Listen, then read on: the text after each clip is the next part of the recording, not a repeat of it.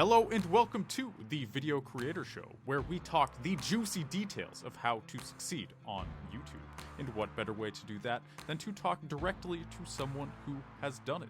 Today, I'm speaking with Robert, the creator of Shonen Showdown, an anime-centered YouTube channel that covers the hottest topics in shonen anime. That's shows in the genre of Dragon Ball Z or Naruto, in case you're unfamiliar with the word shonen. Shonen Showdown does comedy, debates, analysis, interviews, and while doing it, will keep you entertained the entire time. The channel currently sits at over 120,000 subscribers and over 18 million total channel views. Today, I'll be speaking with Robert about how he built things to such great success. But first, the Video Creator Show is brought to you by VidChops.com, an editing service that helps take the burden of editing off your back. Check out VidChops.com to see how you can save yourself tons of time and energy while taking your YouTube channel to the next level.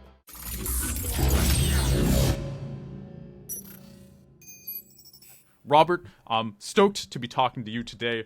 So you are in the anime genre. This is close to my heart. We were talking a little before the podcast here. I helped create the channel Bonsai Pop, which is also an anime channel that's doing well on YouTube. And I think it's really cool to be talking to somebody else who was in that scene. You get it. And so just to kind of start, my first question is, I'm guessing you've been watching anime since childhood. What was an anime, what was the anime that got you into this? Was it Dragon Ball Z? Was it something more specific? I'm curious. Let's hear it. First of all, I just want to say thank you so much for having me on the show. And that was a great introduction and everything. Thank you so much. I've been watching anime since I was a kid, obviously, with a lot of my cousins and, even my sisters was on it for a little bit. But the anime that really got me locked in forever was Dragon Ball Z, which was a lot of kids growing up around that time. Yep. I fell in love with Dragon Ball Z. I played a lot of Pokemon games and I was a big fan of Yu-Gi-Oh! As well.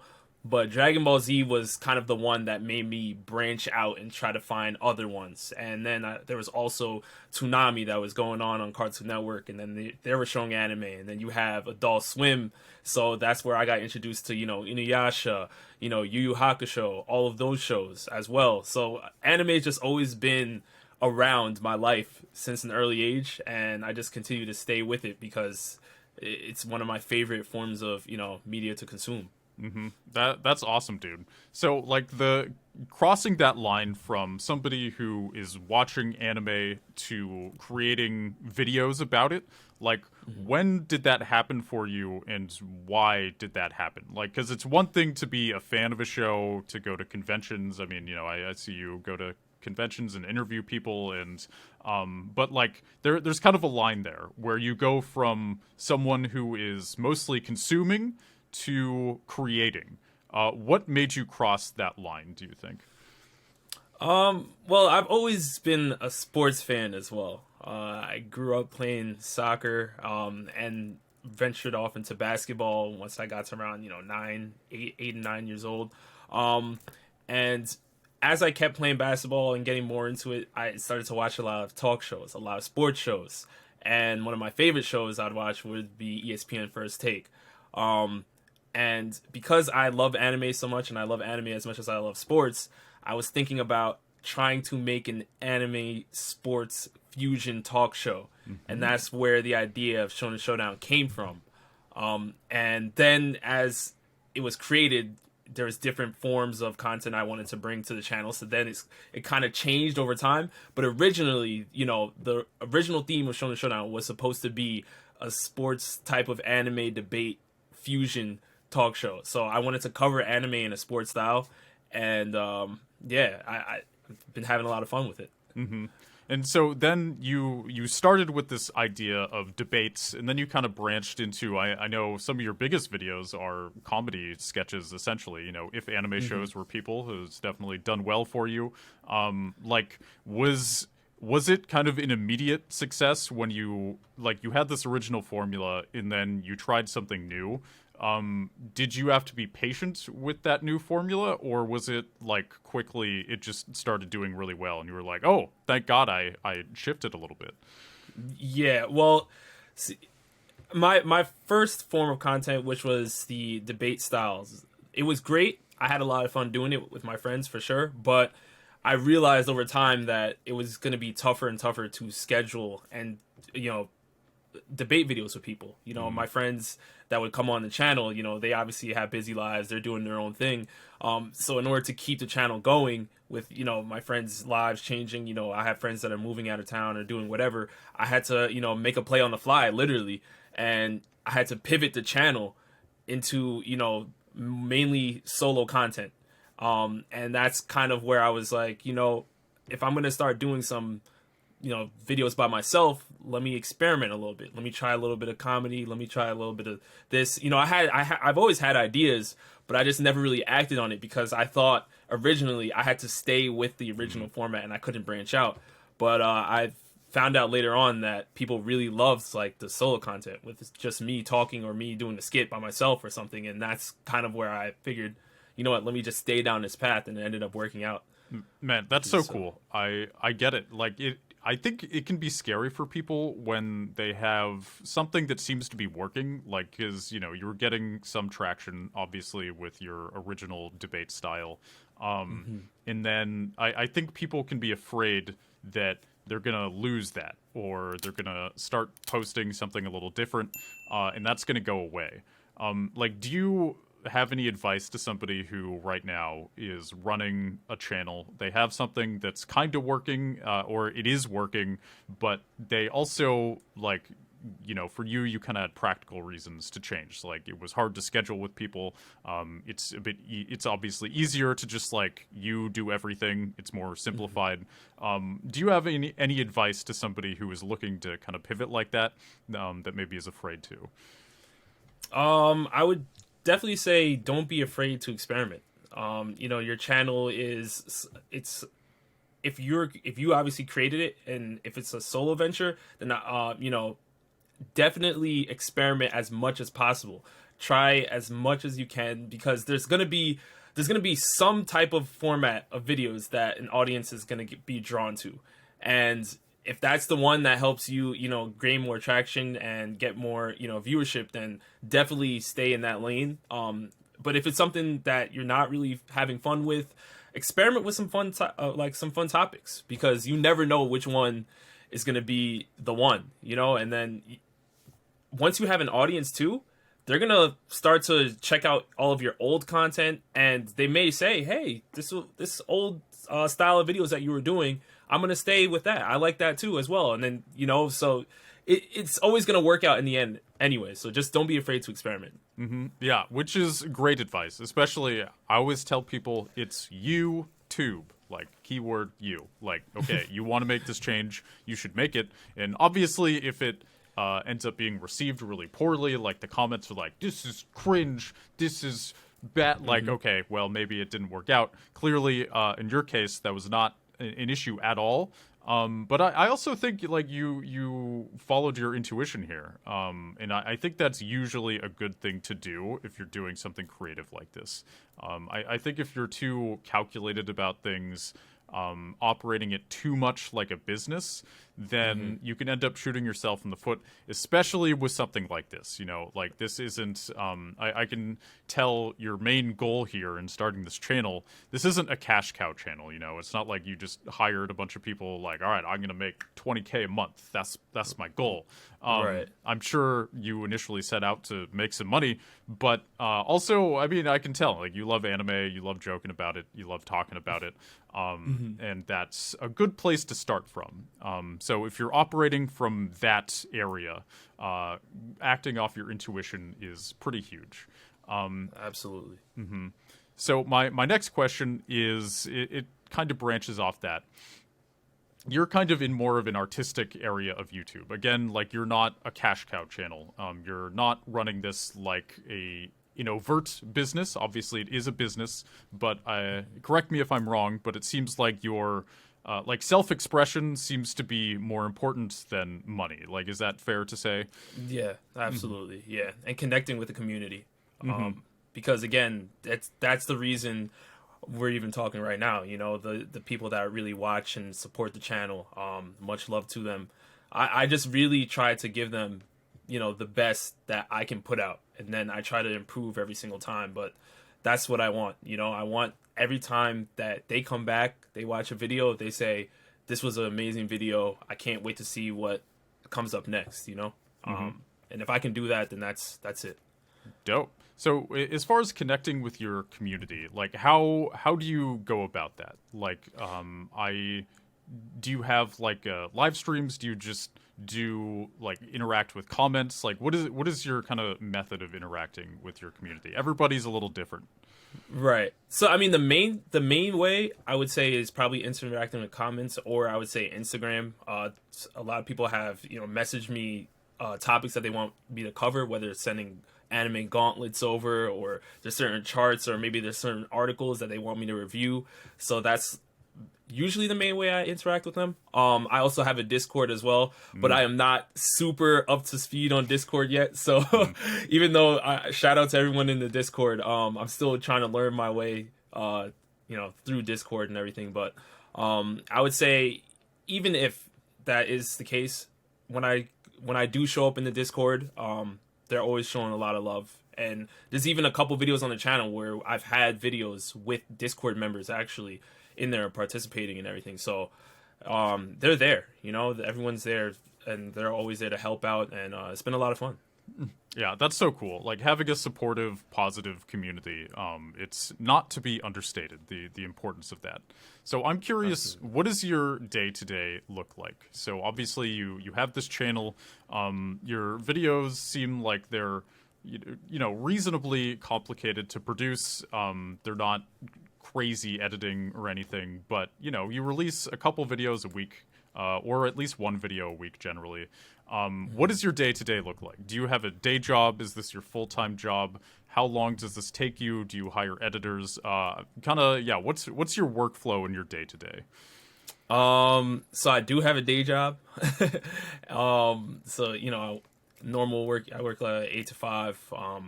When I come home, either, you know, if I don't go, normally I'll go to the gym and work out, and then I'll start working on the channel after. So my sleep schedule is not the greatest, but, you know, definitely I would probably say, editing wise, it probably depends on what I'm doing, but editing wise, it probably can take anywhere from like 4 to 5 hours maybe. Because one of the main things I really like to do when I'm editing is I like to, you know, really add like music to fit the vibe of what I'm talking about. So if you're watching any of the videos, kind of, I change like the song a lot of times in the video. I don't use like just one song just playing in the background, because if I'm talking about something that's sad, I would use like a sad anime theme or something, you know what I mean? I like to switch it up. That's probably like my favorite part of editing. But yeah, I mean, I edit everything. I make my own thumbnails, video topics too. I want to wear as many hats as I can currently, because I know eventually I'm going to have to branch out, but I don't ever want to be in a position where if I've hired somebody to help out in the beginning, or have anybody else covering something that I don't know how to do, if there's a falling out, or they can't make it, or there's something happens, I still have to be able to keep things going. So I figured out I'm just going to try to do everything I can right now and just learn everything. Learn how to make thumbnails, learn how to edit, learn how to, even doing what I'm doing right now, doing podcasts or anything like that. I just got to put myself in those situations and learn and get better, because I never know what's going to happen once I start to branch out. So that's where I've been kind of. And yeah, I mean, it can affect growth, like the rate of the growth, but I'm still having fun learning, so I'm not really complaining at all. Yeah, that's great. It seems like you're patient with this, and I think that's huge. Like, even some counterintuitive advice I give to people that you're are clearly already doing. It's actually helpful to have a source of income that isn't YouTube in order to succeed on YouTube. And the reason for that is, like, if you're depending on YouTube for an income, you can end up making bad long-term decisions to make money in the short term. So, like, going full-time YouTube, I have done it and it worked, but also there was way more pressure and I definitely made more mistakes. So I think it's smart that you're kind of wearing as many hats as you can right now, kind of learning what you like, what you don't like, what works, what doesn't, while you have this other source of income. That seems like a comfortable place to be. Is doing this full time, is that like a dream you want to happen really soon? Is that a dream at all? Or do you kind of like this being on the side right now? It definitely is a dream that I want to definitely achieve because there's so much more I want to be able to do.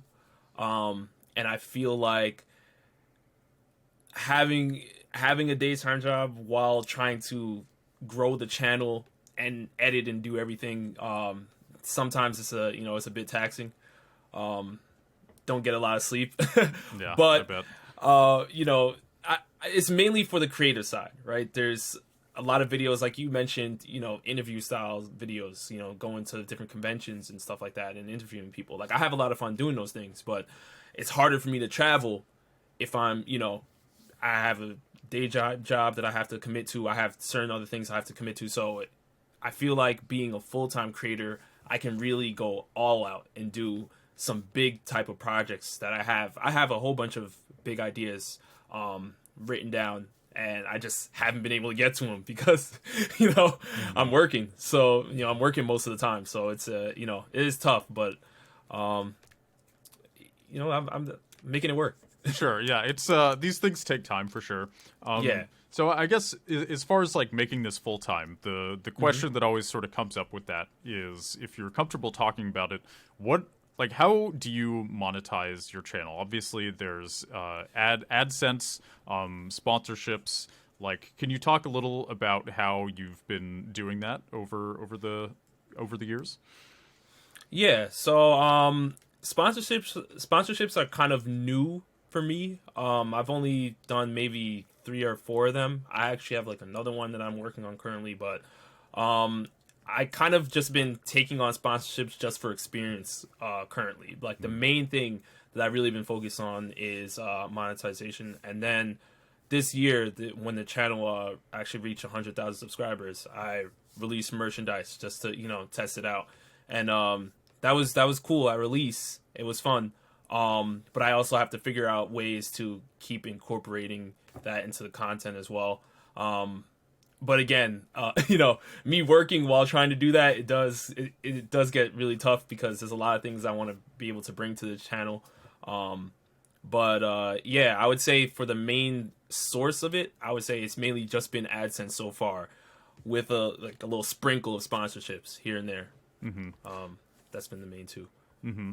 So when you do a sponsorship, do people generally reach out to you, or are you reaching out to companies in order to contact them?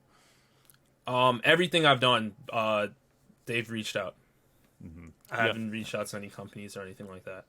Yeah, that generally seems to be how it works with YouTube. That's probably easier for you too, given how busy you are.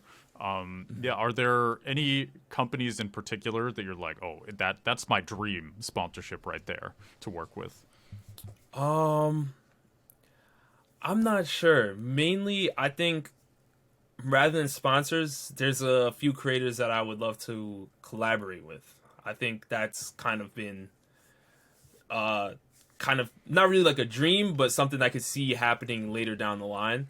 But in terms of sponsorships and brands, I mean, I would like to do something with Crunchyroll maybe one day. Sure. I think that would be fun.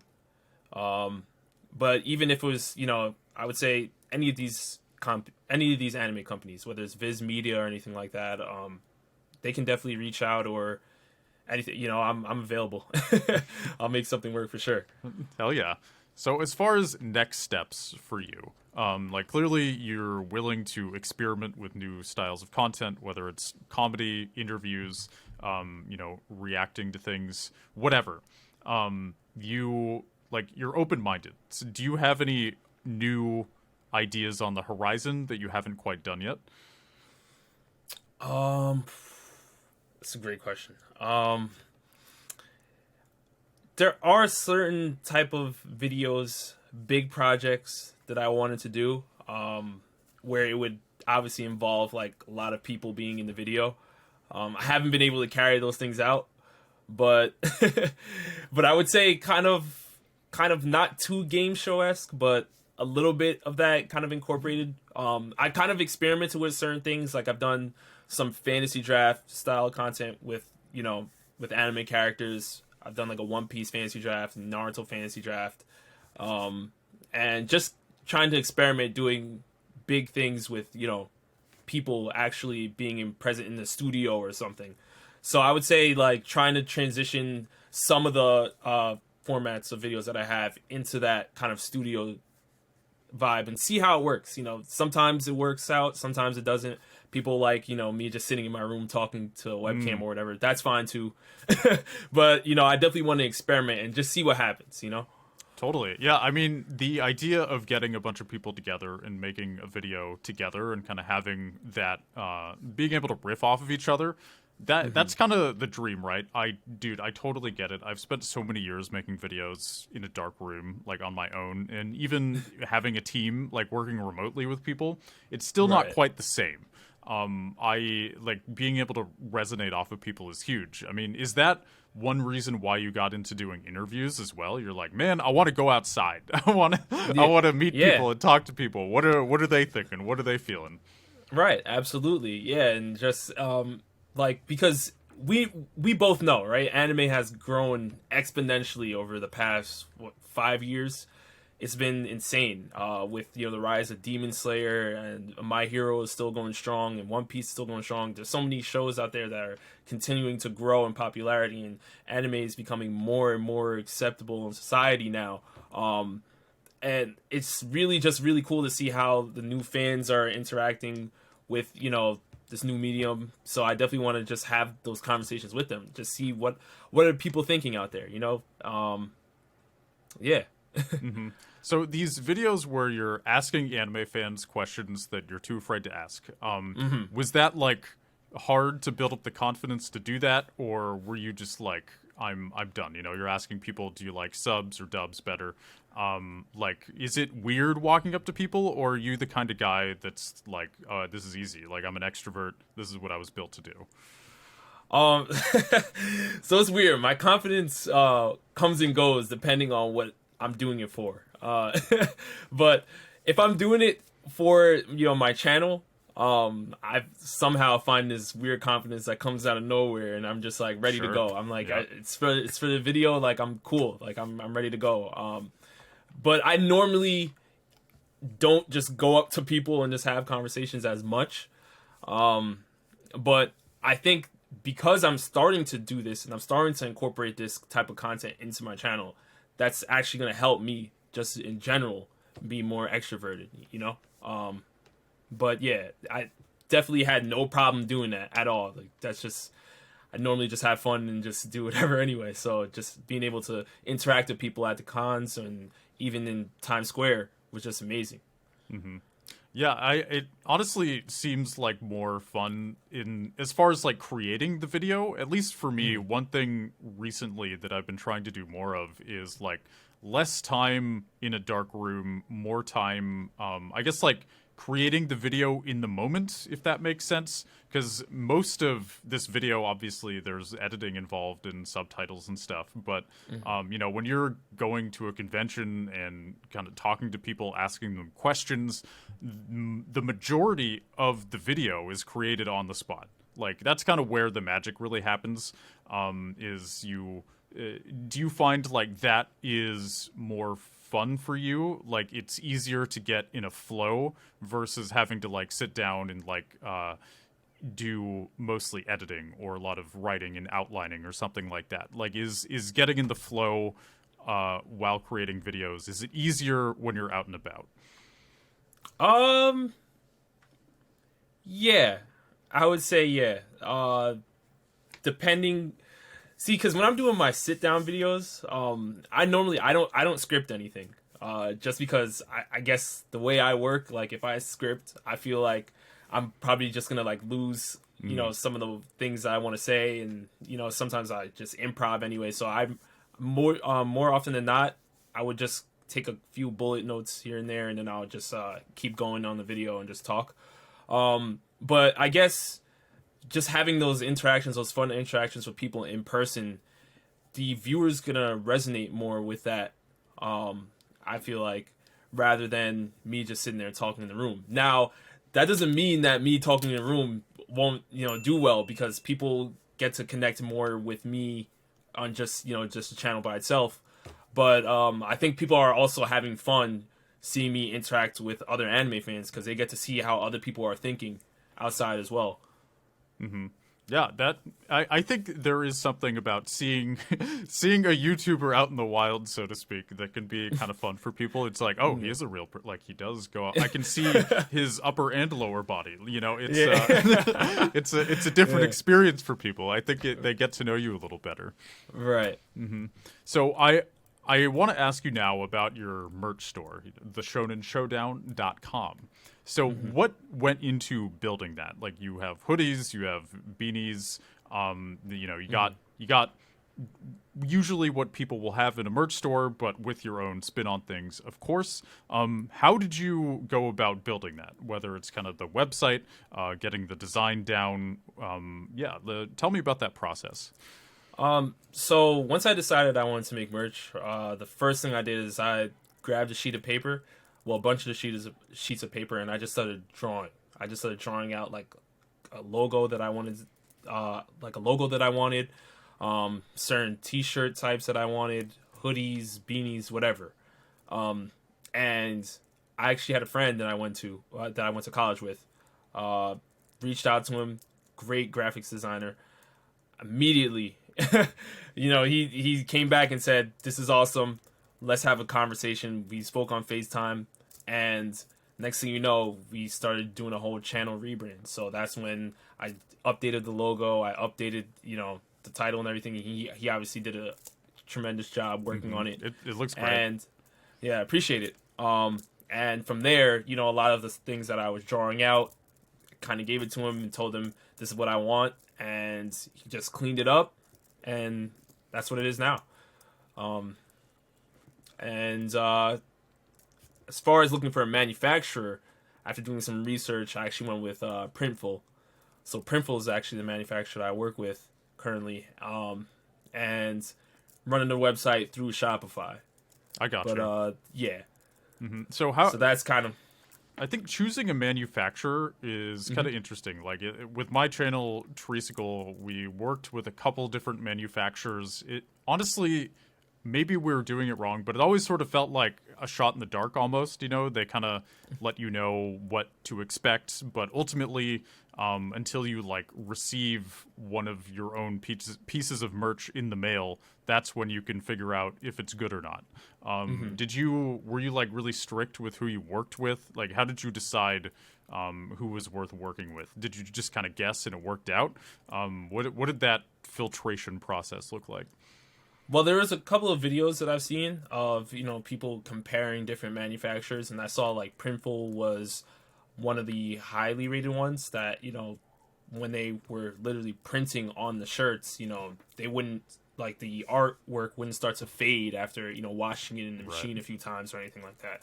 So when I started to see that type of stuff, I immediately went straight to Printful's website, started to check them out, look at their rates, look at the different quality of T-shirts and hoodies and things that they offer, and went from there. Mm-hmm. So as far as pitching your merch, which is always a fun phrase to say, how did you decide how you want to do it? Because everybody kind of does it differently. Can you walk us through your way of advertising yourself and your style of doing it, and why you chose that? So I saw a lot of creators, normally the, really big creators, do kind of promo trailer videos with their merch. Mm-hmm. So, Logan Paul has done something with his Maverick line. So I've seen certain things like that, and I felt like, why not do something like that for a way smaller, anime channel? Cause I haven't really seen that too much, even in the anime community. So I figured, you know what? I wanted to try to do something different. And I made a little commercial trailer for it, and the people who saw it, they said it was really good. So I'm definitely happy about that. Had my friend help me work on that. He's a really great cinematographer as well. That's at Sushi Brian on Instagram. He's really, really good. And yeah. Mm-hmm. So it seems like you've had a couple friends along the way that have really helped you out here. That in a way, that's a shonen anime lesson. It's I guess a life lesson as well. How I assume these are just kind of people you met, just living life and whatnot. Yeah. Like, was there any hesitation about working with friends? Because, like, I started my YouTube channels with friends. Like, I already knew. People say don't go into business with your friends. But for me, I feel like overall it worked out. For you, it seems to be working out. Do you have any, like, advice on that? Like, how do you choose who you think will work out? And how do you decide, maybe not that guy, you know?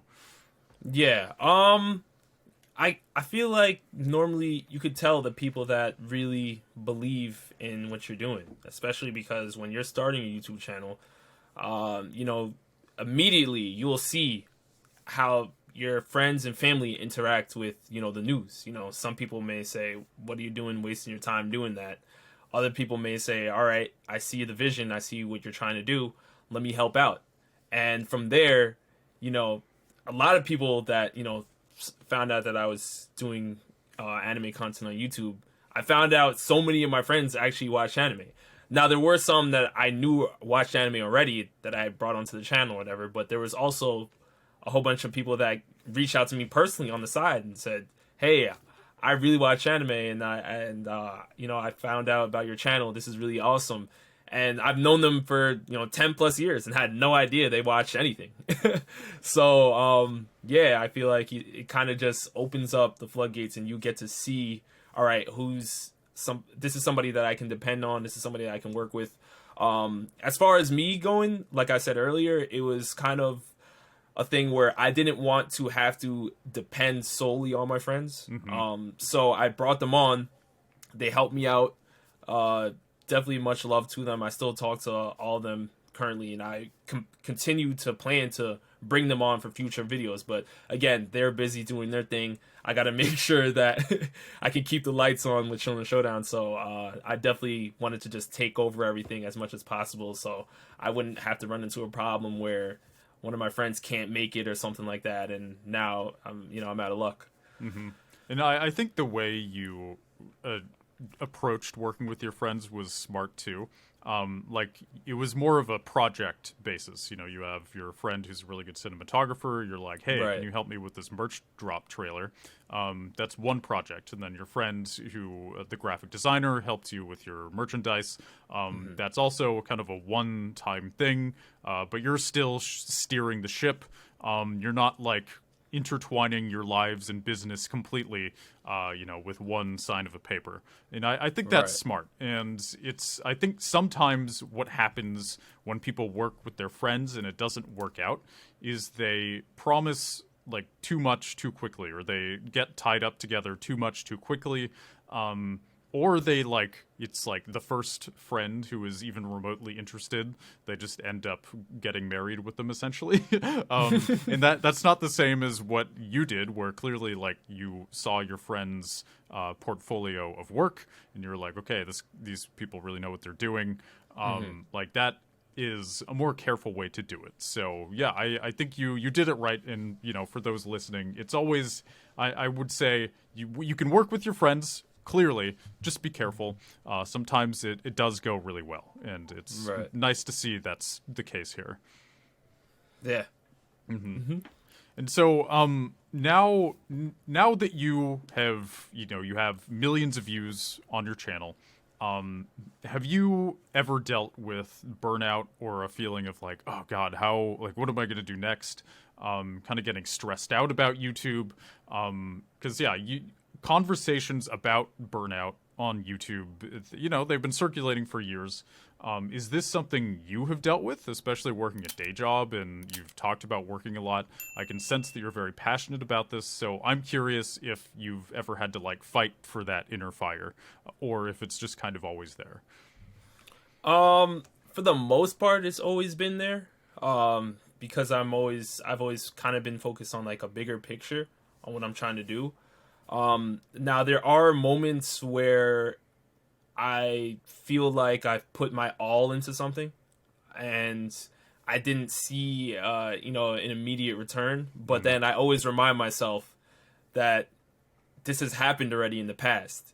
The beginning two and a half years of, creating content, nothing was really growing at the rate that I would put, 10 hours into a video, or sometimes even longer, working on a certain project, and I'd put it out there and nothing, So now I kind of just have this, trust the process, just keep going. Like, if I post a video and it says 10 out of 10, fine.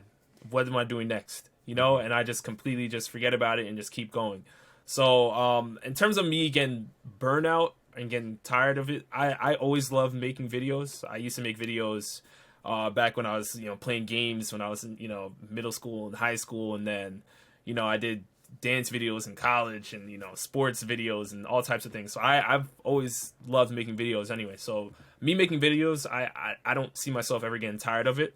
But YouTube, I would say itself is a mental game. Absolutely. You have to take care of your mental health. You have to make sure that if you work hard on the video and you post it, it may not get any viewership.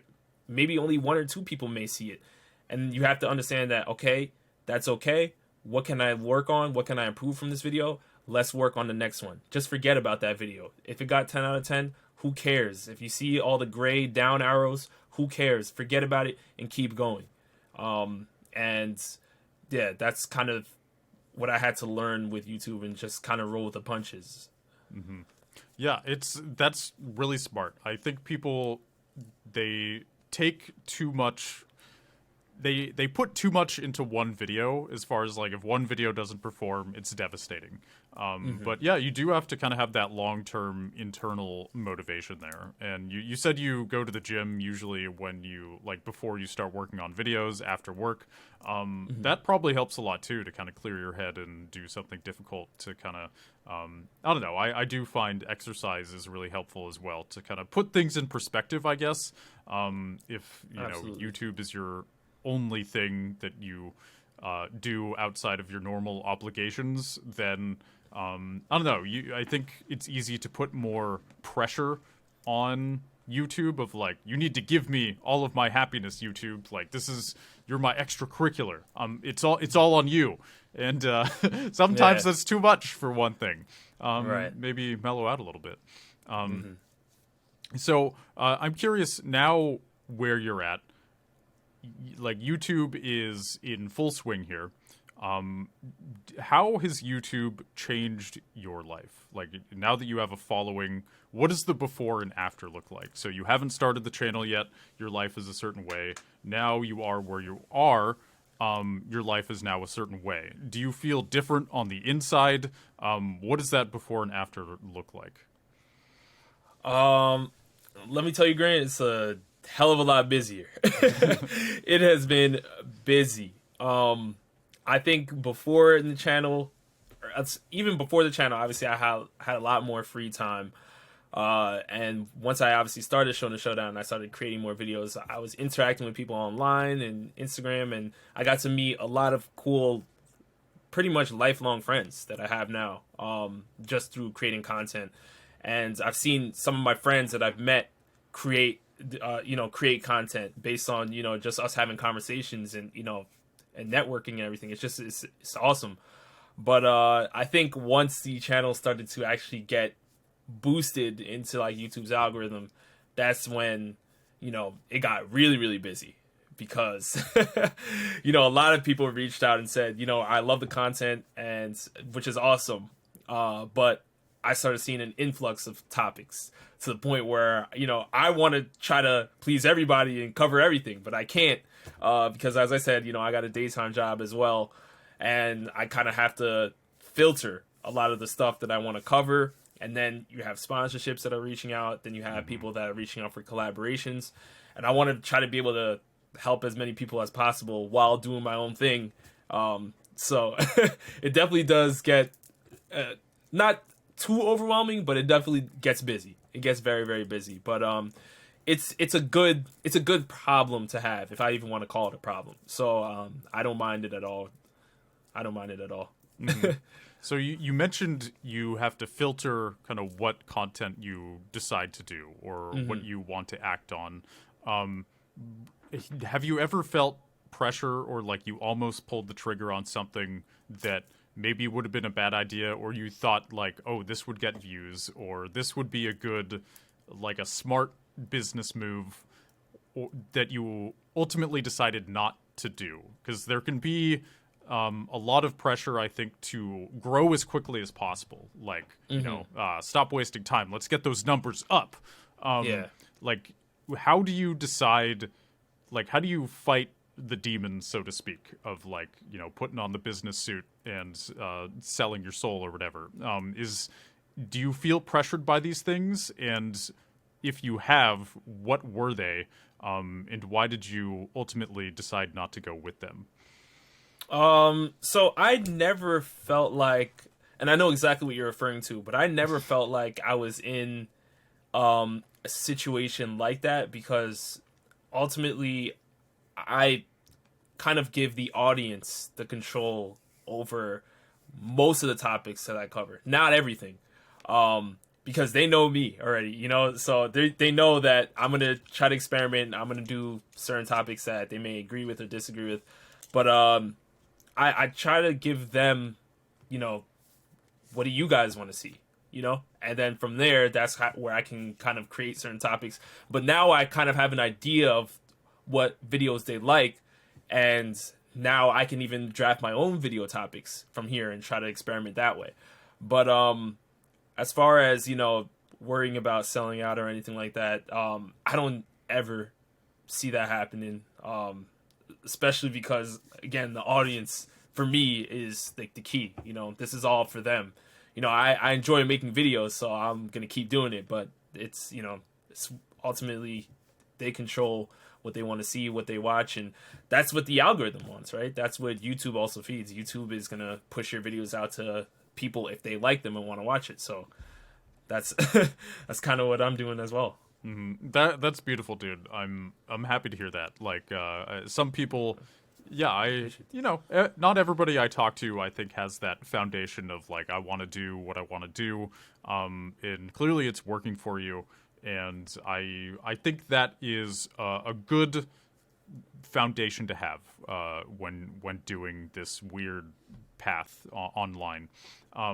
So when it comes to like asking people what they want, when it comes to asking your audience what they want, I'm sure you get a lot of suggestions that suck. Like, you know, like how do you filter what is worth doing? I'm sure a lot of that is just kind of internal, like that sounds boring, or I don't want to do that. But how do you decide? Like, because you're essentially crowdsourcing ideas, at least sometimes. How do you filter through those ideas? Honestly, I write down, or I typically write down my favorite picks, like the ones that I like the most and the ones that I know I can cover quicker, because there are a lot of times where somebody would offer, you know, hey, cover this show. I haven't seen one episode. I haven't read one manga chapter. I can't cover that one right now. And if I'm trying to catch up in one of the busiest seasons of anime, when there's like 7 different shows that I'm watching simultaneously, it's not going to happen. So that one I would kind of, you know, put on the shelf and revisit later. But normally what I do is I'll batch the ideas. So I'll write down maybe 10 different ideas, and I will go through them and say, all right, this is the one that I like the most that I can definitely cover right now. This one, I kind of like it, but I'm not too sure. And it's weird, but in a week or two, I may look back on the idea that I didn't really want to cover at that time, and all of a sudden I feel like talking about it. So I only talk about things that I'm in the mood to talk about at that time, because I feel like that's when I'm going to be the most passionate. I'm going to be the most, you know, I'm going to have the most fun, and the viewers are going to get that energy from me. I can't talk about something that I don't feel like talking about in the moment. So I kind of just shelf certain things until I'm in the mood to talk about them, and then that's when I'll do it. But that's why I make sure I grab as many ideas as I can, because I can, filter through them and say, all right, this one, these three I'm going to cover this week. These other three I'll cover next month. Mm-hmm. And I feel like Shonen in particular is it can it can be difficult to branch into new shows because often it's so long. Like there's so many episodes in a lot of them. It's not like I don't know, Magica or something. It's like 12 episodes and you're done. I mean, geez, One Piece it's over 1,000. Is there one show on the horizon for you that you're like, I want to watch it, but it's so long and I'm so busy I haven't done it yet? Or have you kind of like done the rounds with Shonen? There's a bunch that I need to see. I've seen comments of people telling me to get on Dragon Quest. I've seen, people. There's so many different Shonen out there, and there's new ones currently dropping. But as far as like the mainstream ones, I'm pretty much caught up on all of them. The problem is that there's a lot of topics that I cover that kind of go into battling and power scaling type things, where a lot of the power scaling, debate community, they're really caught up on the manga for certain series. Right. And that's kind of where the shift kind of got messed up with my channel, because originally when I created Shonen Showdown, I created it to be an anime only discussion, because I noticed that all of the content surrounding anime and manga on YouTube, a lot of it was manga based. So I tried to figure out, well, let me try to create something for the people that only watch anime but don't read the manga. Originally, that was working out fine. But once the channel grew, a lot, it came to a point where a lot of the manga readers are coming in and saying, oh, well, Rob doesn't know what's going on yet. Rob, that's always going to happen. Like, you can't. Yeah. Rob, you got to read the manga. And it came to a point where the manga readers started to take over the entire thing, where I was like, all right, I got to start tapping into the manga here, tapping into the manga there, because it's getting to a point now where I can't even cover anything anymore. I can't talk about who would win in a fight if I don't know the recent chapter that just came out, So that's kind of where that shift happened, where I'm caught up on a lot of the anime stuff, but getting into the manga and a lot of series is kind of where it gets tough. So right now, I would say One Piece is one that I'm really caught up on. I recently had to read a lot of One Punch Man so I can cover and talk about Saitama's powers, but, it's a gradual process. Yeah, that was one thing I wanted to ask you about, is like how to decide power scaling and who would win in a fight. Like, obviously there's a lot of subjective things there. Sometimes it is objective, especially in like particularly in the earlier seasons of Dragon Ball Z, when they were using scouters all the time. It's like, this is his power level. This is his, like, it's so easy. But then, like, I've made some Dragon Ball Z videos where, I was talking about something that happened in the Majin Buu saga, or even, like, late in the Frieza saga. And I'm like, okay, what was Goku's power level when he defeated Frieza? And, it's like, it was 1 billion. No, it was 200 million. Like, it's all made up, kind of. Like, how do you decide what move is better than what move, or like who was more powerful at this time, and how much of it is all made up? Yeah, so so everyone, what I noticed, by being in kind of the power scaling community, but not really. Some people accept me. Some people say, "Oh, he's not a power scaler. He's not a real power scaler." It's kind of what I've noticed with power scaling is everyone has their own kind of method on what works, right? And I feel like there's the old method and there's kind of this new method.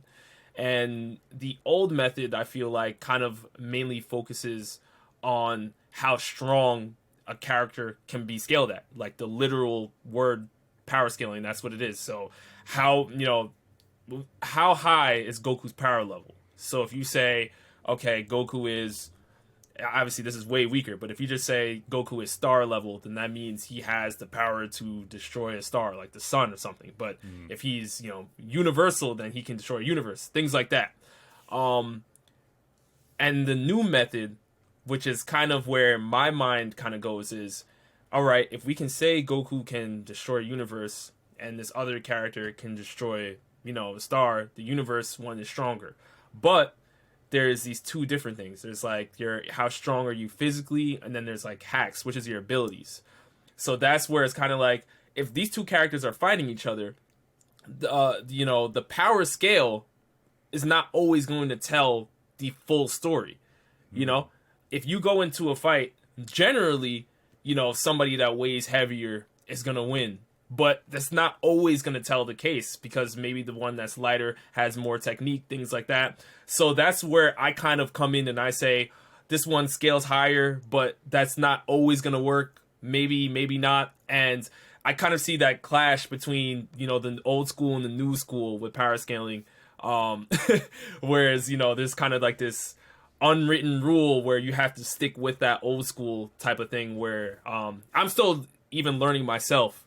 But I kind of look at different abilities, and I look at the feats. So if you're just asking me generally, that's what I'll look at. So I would say, if Goku was able to pull something like this off, can said character do it as well? The character he's fighting against, and then I'll kind of go from there. Mm-hmm. Yeah, that all makes a lot of sense, and I always knew there was something to it. I just, the style of videos I make, I wasn't quite able to get into the nitty-gritty details like you have here. But it's kind of fascinating to think about, right? That classic question, who would win in the fight, Superman or Goku? Right. It's a fun question, and it's like, how do you even decide that? Because at the end of the day, this is fiction, but it's also like, these are amazing universes with systems that are built into them, and the systems make sense. And it's like, how do you compare these two things? And I think it's a lot of fun. I think it's dope. Yes, it is. I see it kind of as sports. That's why I'm able to, because I think of it as similar as, if we're even talking NBA, somebody may say, all right, who's better, Michael Jordan or LeBron James or Kobe Bryant or, and it's, to me, it's literally the same exact thing. It's just, rather than talking about, sports players, you're talking about anime characters, fictional anime characters. But it generally is the same thing. So that's why when I see it that way, I can still have fun with it. Even if the comments get toxic. For me, it's whatever. It's fun. Everyone has their own opinion. So we get to, discuss and, keep going that way. So. Mm-hmm. Right on, dude. Well, we are almost at an hour here. That kind of flew by. Like the last question I tend to ask people is, like, what is your golden rule for succeeding on YouTube or online in general? Like, you clearly are good at expressing yourself and kind of being in the moment on camera, and kind of building things at a pace that makes sense. What is your biggest piece of advice for succeeding in the realm you have found yourself in? Have fun and support the people who support you, because it's going to come back around full circle 100%. And it's good just to bring positive energy to people. You got to remember, people are taking times out of their day to really tune in and watch you. There's so much media out there. There's Netflix, Hulu, all of these things you're competing with technically with your channel. And people are taking the time out of their days to come to your channel, say what's up, leave you a comment, and all of these things. Now, obviously, it's impossible to get back to everybody, but make sure that you let them know that you appreciate their love and support, and just have fun making videos. YouTube it's a mental game. It is a mental game. There are going to be videos that you put your arm and leg and foot and whatever into it, and you will see nothing. You spent 10 hours on the thumbnail. Who cares? Mr. Beast just dropped a video. It's over with. That video is gone. And you got to kind of just look at that and say, you know what? It's cool. I'm working on the next one, and know that eventually something will stick.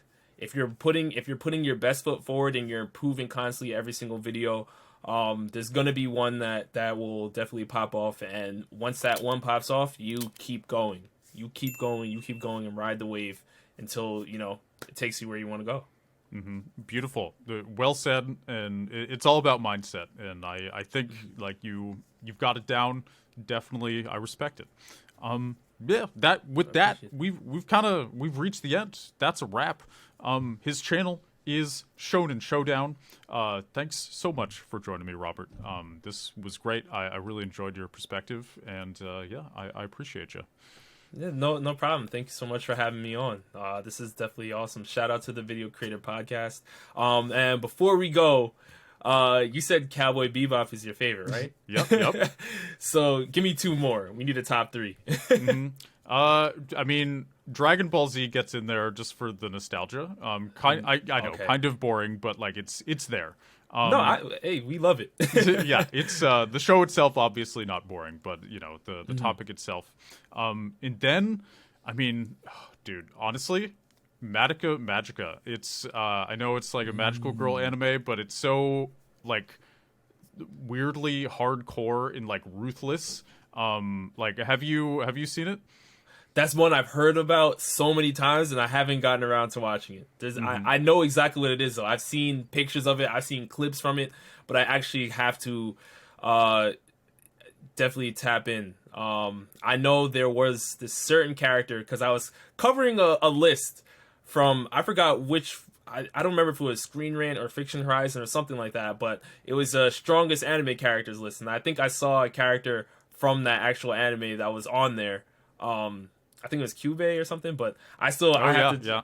Yeah. So when I saw that, I was like, I don't know what this means, but I have to check this out and make sure I can see why they have this cute looking creature all the way at the top. So yeah, he's like a god, basically. Yeah. Yeah, so I got to check it out for that, for sure. Yeah, and it's only like 12 episodes, and it caught me off guard. I don't want to spoil anything. It's just, it's a magical girl anime, so I think in general, it's like, okay, I have some preconceived notions about what this is going to be. And I just love that it just shattered them all. And that was great. It was dope. But just to give you another one that's not Dragon Ball Z, Golden Boy, it holds a place in my heart, especially that's one of the ones where I think the dub is probably better than the sub. Just the voice actor for the main character is amazing. And yeah, have you seen Golden Boy or heard about it? Or I've seen clips. Seen clips. I know it's a staple for comedy anime, absolutely. So I've definitely seen clips, but I haven't sat down and watched it fully. And it's also nice and short. It was kind of one of those. So we covered it on Bonsai Pop, and it was a perfect one where we were like, "Man, I've been wanting to watch this show. We need to make a video this week. I haven't caught up on enough things." And it was I think it's less than 10 episodes even, but it's I don't know. It's just so funny and also so. I don't know. It's kind of interesting, too, because I think a lot of anime, especially shonen, obviously, it's about, like, 18-year-olds, and that's fine. But it's sometimes it can be... I'm like, okay, I've seen enough teenagers getting nosebleeds, seeing a hot girl bend over or whatever. And Golden Boy, he's 25, I believe. And it just kind of... when I watched it, I was in my mid-20s. And I felt very, like, okay, I can, like... I'm on this guy's level in a way, at least age-wise, and that can be cool. I enjoy that. So yeah, those are kind of my big 3 that tend to pop up when I think like anime. Right. I think that's awesome. That's a good 3. That's a good 3. Yeah. Thanks, man. 4. Yeah, and now I want to ask, like, what is your favorite show? Like, what is, like, you mean you've probably seen way more than me, honestly. So what is your go to of like, this is the best, this is the highest art form? One Piece. I would say One Piece is, out of all the anime I've seen, that one has grabbed my heart. I'm not going anywhere. It's 1,000+ episodes, 1,000+ chapters. I don't care. I actually need more from One Piece. I'm that invested into the story. I'm not gonna say it's perfect in terms of the anime, because I know people have complaints about it's dragging with the pacing and everything like that. I agree, but as a One Piece fan, I can't see myself not trying to figure out what's going on with the story. There's so many things out there. Oda has created such like a beautiful world. His world building, I think, is the greatest.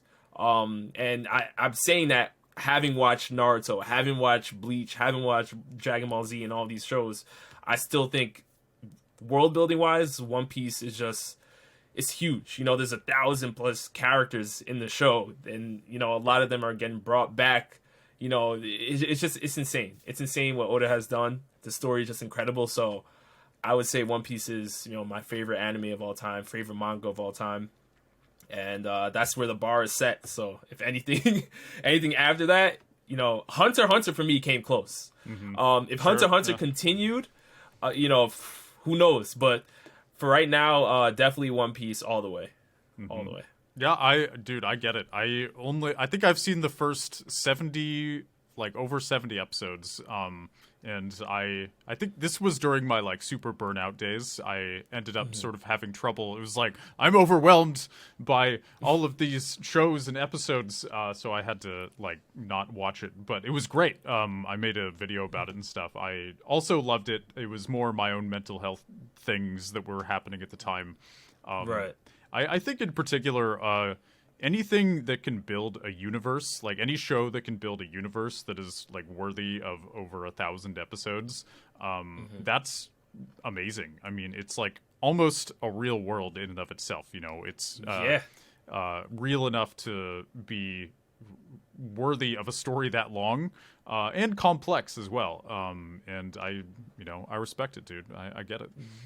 Yeah, it's a living, breathing world with many moving parts, and that's, when you think of shows like, Game of Thrones, Harry Potter, all these big shows, I throw One Piece right in there, personally. I think it's on that level, for sure. Mm-hmm. Yeah, and anime is kind of a funny thing, because so one of my buddies, he always says, anime is punk rock cartoons. So it's like, it's cartoons for adults. They're hardcore. They're gritty, or at least they can be. Sometimes they're definitely not. But they definitely can be. And I agree. Like, they're up there with Game of Thrones. Like, it's a beautiful art form. And but I think a lot of people, they don't get into it because it's not as, I don't know, they see it as like, oh, this is for nerds, or this is for people who aren't me. Like I like beer and football. I can't watch anime, but here you are. You like sports. You watch anime. Like it's you could do both. It's true. Yeah, absolutely. You could definitely do both. There literally are sports anime that are fire. Shout out Kuroko no Basket. Shout out Blue Lock. Hajime no Ippo happens to be my favorite. That's a boxing one, but I mean, I don't see really any difference. It's all fun. I personally believe there's an anime out there or a manga out there for everybody. Now it's whether you're willing to, be open to experiencing a new type of, art form. That's a whole different conversation, but there's literally an anime and manga out on everything. Every single topic. It's that big. So definitely at least test it out. If you don't like it, then that's fine, but try something. Yeah, definitely. And there's shorter ones too. I think sometimes people hear about One Piece or just these really long shows. There's short ones too, Golden Boy, probably a little hard to find that one. I don't even remember where I watched it, honestly. Was it on Verve? Yeah. Anyway, it's, you don't got to go too deep too fast for those listening who haven't quite done the plunge yet. I normally just throw a Death Note at them and see what happens. Oh yeah, that's a good one. Like, it's because it's not too long. I think that's like, it won't take up more time than like an average Netflix show. And it's so good. It's so fucking good. Honestly, that's it's always hard to choose favorites, but that's probably up there. Sometimes, like, when it comes to choosing favorites, it's just like the first three I really liked that I think of. Whatever my mood is, I guess. for those listening, definitely check out Shonen Showdown. Like, subscribe, whatever platform you're on, so you don't miss the next one. And it'll be dope. Thanks for listening, and see you later.